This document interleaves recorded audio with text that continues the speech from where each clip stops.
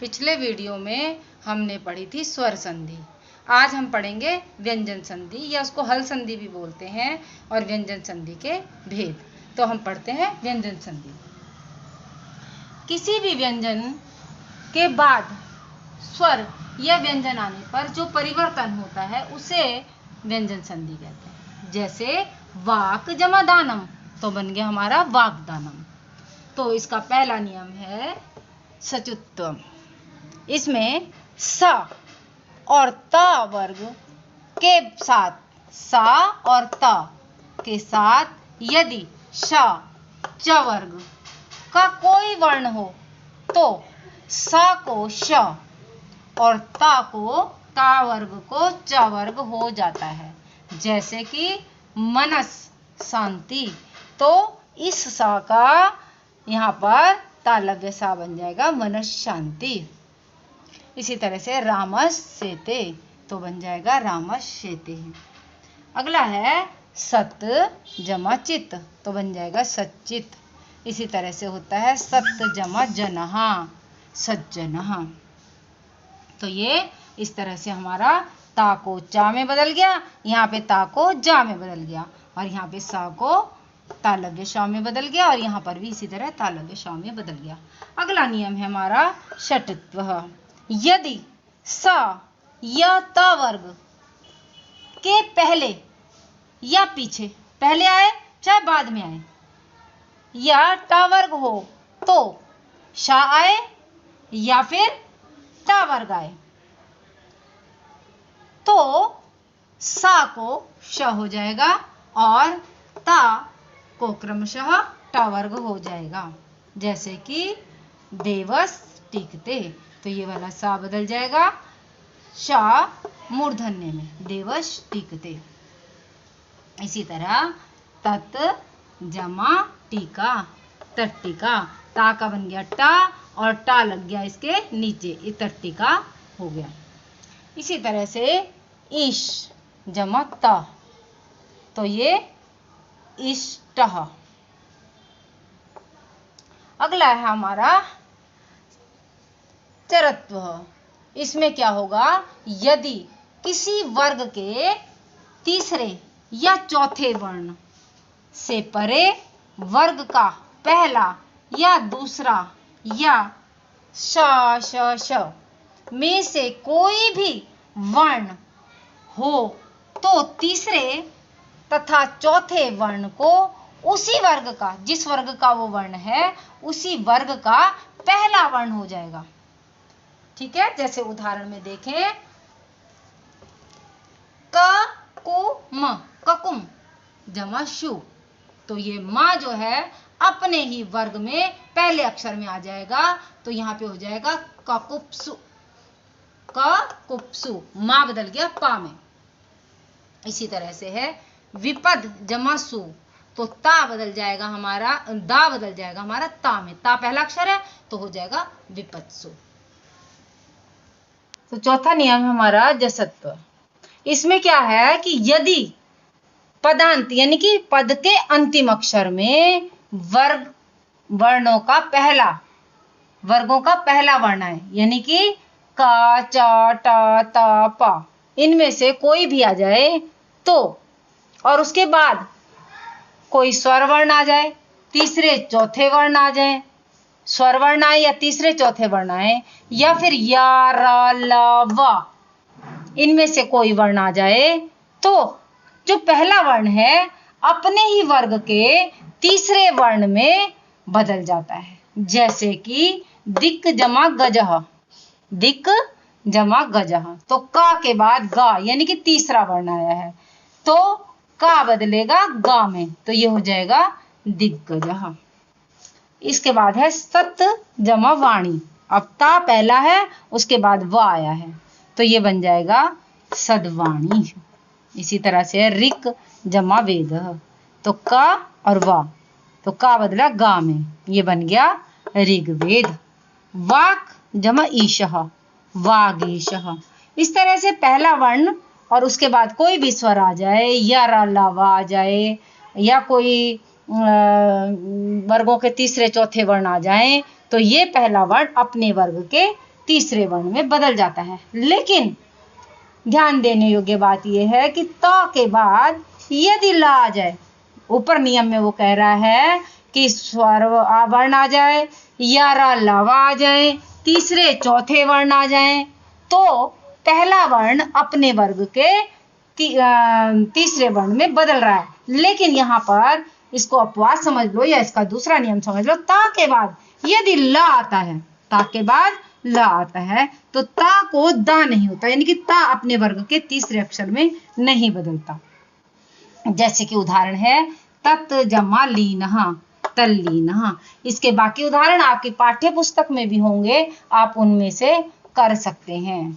जैसे कि जगत जमा ईसा, जगदीसा, और भी अन्य उदाहरण हैं। अब इसी का ही एक नियम और भी है कि यदि पहले वर्ण के बाद अनुनासिक, अनुनासिक होते हैं हमारे पांचवें वर्ण, जिनको हम नासिका से उच्चारित करते हैं उनको अनुनासिक वर्ण बोलते हैं, यानी कि पांचवा वर्ण आ जाए तो जो पहला वर्ण है वो विकल्प से, विकल्प से का मतलब है कि उसमें हम तीसरा वर्ण भी लगा सकते हैं और पांचवा वर्ण भी लगा सकते हैं, तो वो पांचवें वर्ण में बदल जाएगा विकल्प से।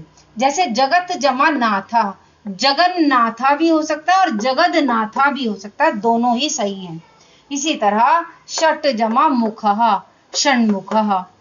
लेकिन यदि मयम और मात्र ये दो अक्षर आते हैं, दो शब्द आते हैं, ये प्रत्यय हैं, तो इनके होने पर केवल पांचवा ही होगा। उसका नियम ये रहा, वाक जमा मयम, वांग मयम। अगला उदाहरण है चित्त जमा मयम, चिन्मयम।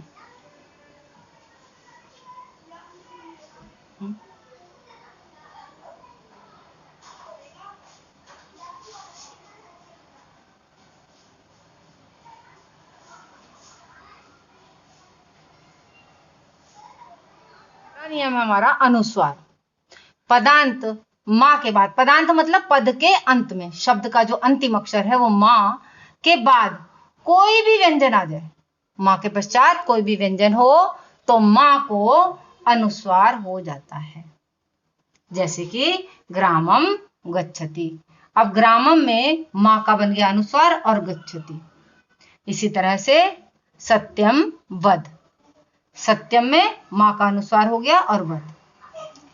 पदांत, इसी का अगला उदाहरण है अपदांत, मतलब होता है पद का अंत नहीं, यानी कि पद के बीच में ना और माँ को या, रा, ला, वा, हा तथा वर्गों के पांचवें वर्ण को छोड़कर अन्य किसी भी वर्ण के परे होने पर, परे मतलब बाद में होने पर अनुस्वार हो जाता है।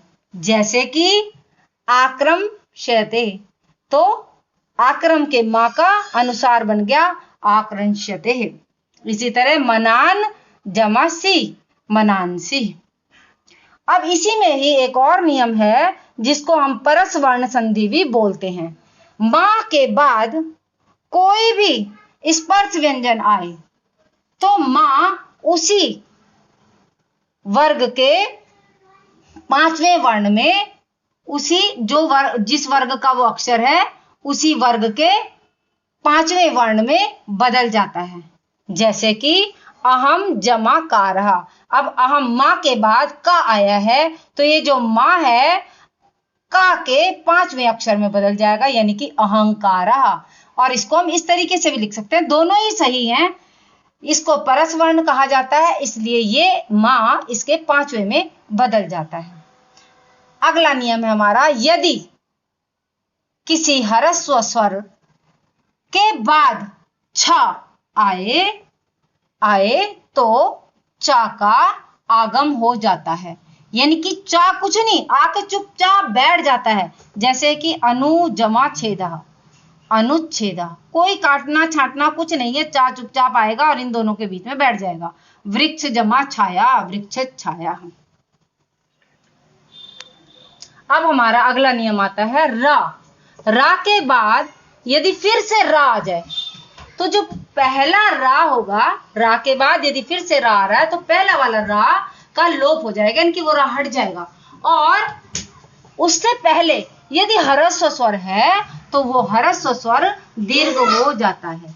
जैसे कि निर जमा रोगा, रा के बाद फिर से रा आ गया तो ये वाला रा तो हट जाएगा और इससे पहले ये ह्रस्व स्वर है ये दीर्घ हो जाएगा तो बन जाएगा निरोगः।